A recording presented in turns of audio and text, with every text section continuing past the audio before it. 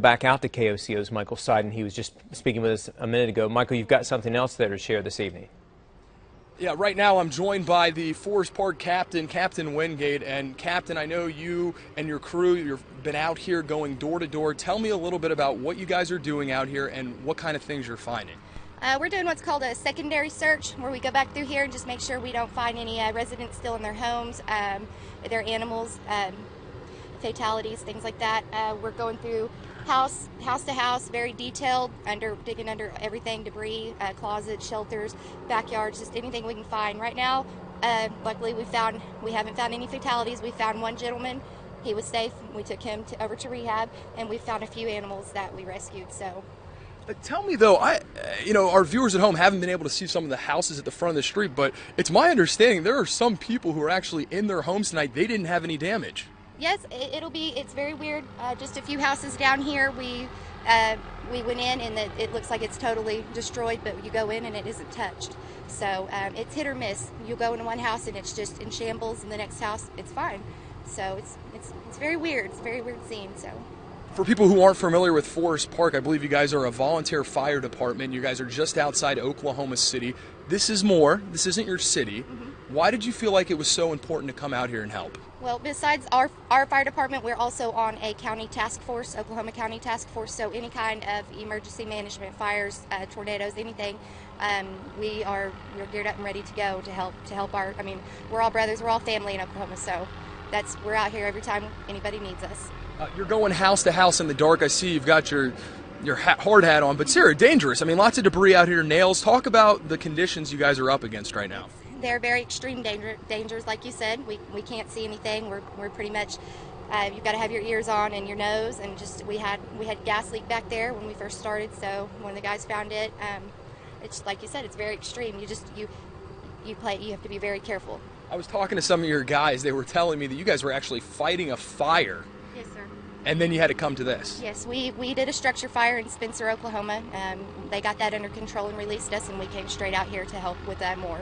Obviously, as a first responder, you respond to lots of disasters. I don't know if you were around in 1999, but looking at this damage just from this street, how does this damage compare? I feel, and I've had discussions with my chief who was out here for that tornado, I feel that it's greater.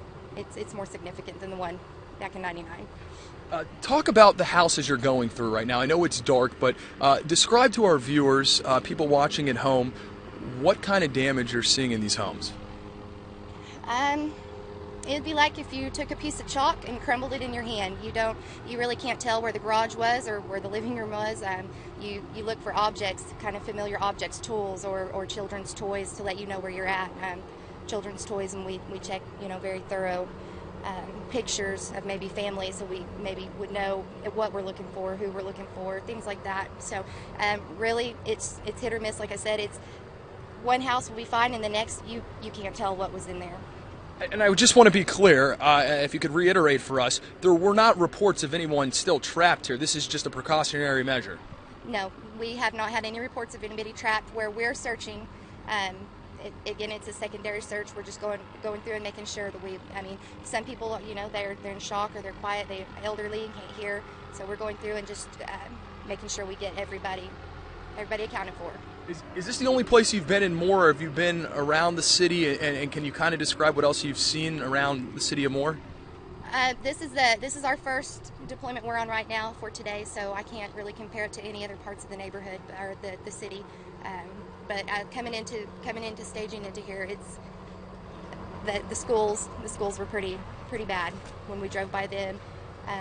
I'm not sure. You deal with a lot of tragedy being a firefighter, but how hard is this for you, being out here seeing this devastation? It's you take it one step at a time.